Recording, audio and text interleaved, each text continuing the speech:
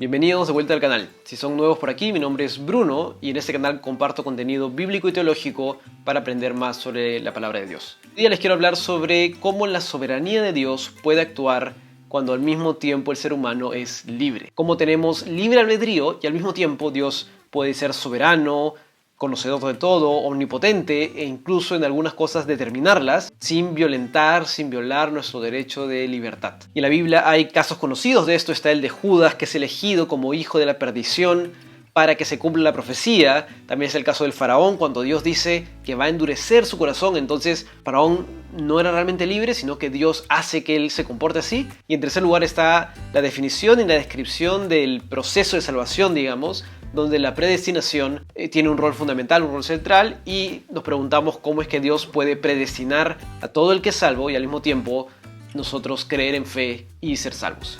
Lo primero que hay que entender con respecto a Dios es que Dios es eterno. Nada de esto va a hacer sentido si no entendemos lo que significa la eternidad de Dios.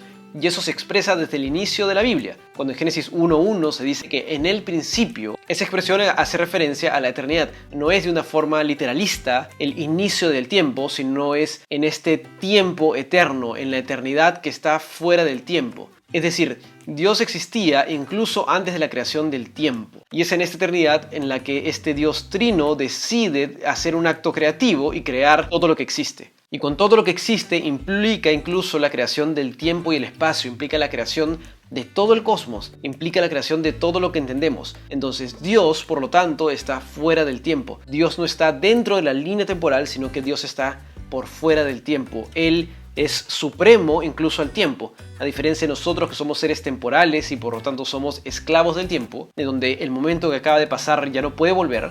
Para Dios no es así. Y es por eso que tenemos en la Biblia, por ejemplo en Daniel, cuando se afirma que Él muda los tiempos y las edades, es decir, el tiempo se desdobla, el tiempo cambia frente a Dios. Dios no es un esclavo del tiempo, no es sujeto del tiempo porque Él está fuera del propio tiempo. Porque el tiempo, así como nosotros, es creado por Él y por lo tanto Él es soberano al mismo tiempo. También tenemos en 2 de Pedro que se afirma, para Dios un día es como 1000 años y 1000 años como un día. Es decir, para Dios el tiempo no pasa como para nosotros, sino que Dios puede moldear el tiempo. Por eso que si pensamos en una línea de tiempo, a diferencia de nosotros que en esta línea vamos pasando de momento en momento y no podemos regresar hacia atrás, el caso de Dios no es así. Dios tampoco está al inicio de la línea de tiempo, digamos, mirando únicamente hacia adelante y es una especie de superhombre que puede predecir lo que va a pasar hacia adelante, sino que Dios está fuera del tiempo, Dios está por encima del tiempo. Por lo tanto, como dicen algunos autores, tanto el pasado, el presente y el futuro están frente a Dios como un solo momento. Y entiendo que comprender todo esto no es tan sencillo porque nosotros somos seres temporales que vivimos necesariamente, incluso nuestras ideas, nuestro lenguaje está pensado y diseñado para expresar temporalidad y es por eso que necesitamos de ciertas analogías imperfectas pero que de repente ayudan a comprender un poco. C.S. Lewis en su libro Mero Cristianismo tiene una analogía que me parece bastante útil. Él dice que Dios, en el sentido del uso del tiempo, es como un autor de una novela que crea un personaje y por ejemplo escribe que Luis está sentado ahorita en su escritorio.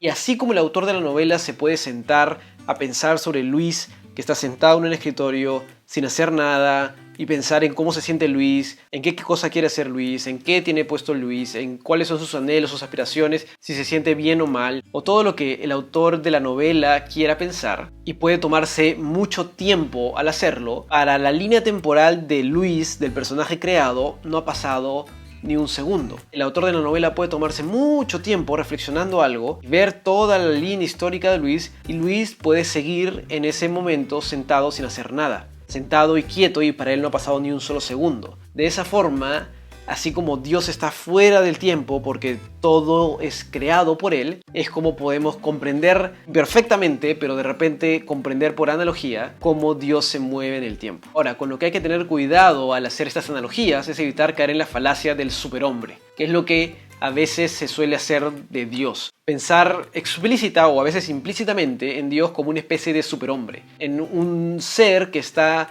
al inicio del tiempo y que ve todas las posibilidades y que actúa según eso, pero que realmente no es soberano o que igual está sujeto al paso del tiempo.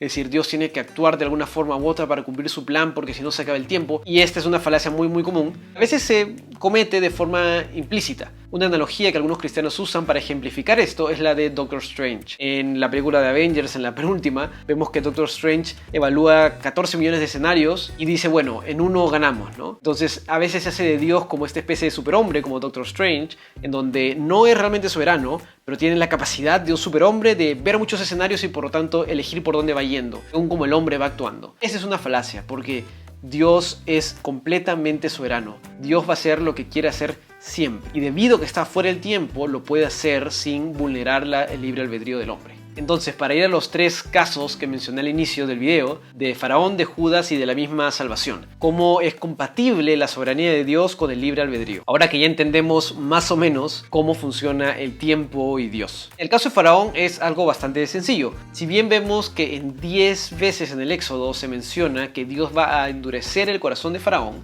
también tenemos la misma cantidad de veces, 10 menciones, donde Faraón dice que no va a dejar a ir a Israel. Y él se enterca en eso, él mismo endurece su corazón por el pecado, por su ego. Él dice que no va a dejar ir al pueblo de Israel. Entonces, en el caso de Faraón, Dios endurece su corazón, sí, pero al mismo tiempo hay una responsabilidad humana de libre albedrío, de que el Faraón dice que no va a dejar a ir a Israel. Dios es soberano y él cumple su plan, y al mismo tiempo el Faraón realmente está siendo libre al decidir no dejar a ir a Israel. No se está violentando su libertad, porque Dios sea soberano. El segundo ejemplo clásico es el de Judas. Jesús dice que ninguno de sus discípulos se había perdido, a excepción del hijo de perdición, para que se cumpla la escritura, y efectivamente así es. Judas lo traiciona y eso estaba profetizado, que iba a ser uno de los suyos, y algunos dicen, bueno, acá Judas no fue realmente libre. Pero eso no se cumple así, porque si entendemos que Dios está fuera del tiempo nuevamente, Judas al mismo tiempo pudo actuar libremente en cada momento, y se ve porque Judas, por ejemplo, robaba de la bolsa,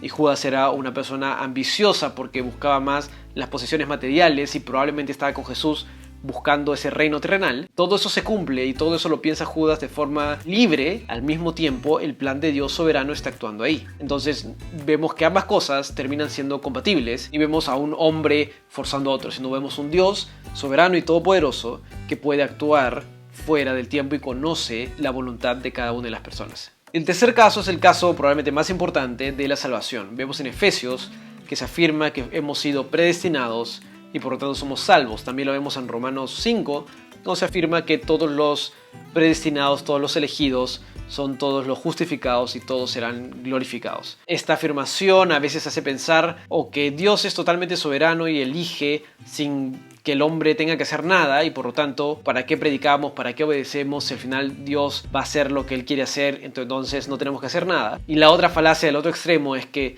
no, que nosotros tenemos que actuar conjuntamente con Dios, como que tenemos que ayudar a Dios, que es la falacia, en mi opinión, que comete el molinismo, por ejemplo, aunque ese es tema de otro video, de decir que Dios sabe todos los escenarios de respuesta en fe del ser humano, y según lo que el ser humano responda, entonces Dios actúa. Aquí para mí se comete la falacia del superhombre, en donde se piensa que Dios está al inicio de la línea temporal y tiene que esperar a ver qué cosa responde el ser humano, y según la respuesta del ser humano, Él actúa.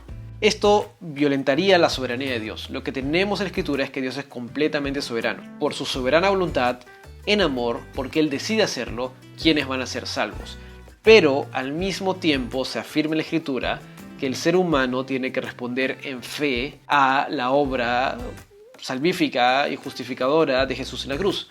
Por lo tanto, esto solo es posible porque Dios está fuera del tiempo. No es que esté al inicio del tiempo, sino que está fuera del tiempo. Esa expresión conocida de que nos eligió antes de la fundación del mundo implica eternidad. No implica que Dios está parado al comienzo, mirando hacia adelante y diciendo, mira, Bruno va a decir que sí y el otro va a decir que no. Dios está fuera del tiempo y ve todo en un solo momento. Sé que este tema es complejo, espero haberme explicado algo más o menos bien. Sé que no es muy sencillo y requiere meditación, lectura de la palabra, algunos libros de teología. Y bueno, si es que les puedo dar algunas recomendaciones, que tengan un buen comentario bíblico. Yo uso, mi comentario de cabecera es el de CLIE, el de Samuel Pérez Millos. Y como ven ahí atrás está mi Biblia Matthew Henry, acá. Y bueno, si eso les ayuda y se van a comprar ya un comentario, por ejemplo, para este caso de la salvación, el de Efesios es muy bueno. Mi sugerencia es que tengan el de Samuel Pérez Millos, que para mí es uno de los mejores, si es que no el mejor comentario en español. Y si les sirve, usen el código de Cristiano Crítico, que es com/Cristiano Crítico, que les va a dar un pequeño descuento.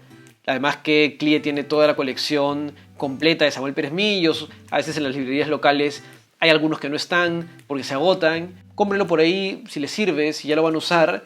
Y de esa forma también ayudan a apoyar el canal, lo que es siempre de bendición. Cualquier duda, pregunta, sígueme en las redes sociales, en Instagram, respondo, usualmente estoy más tiempo por ahí.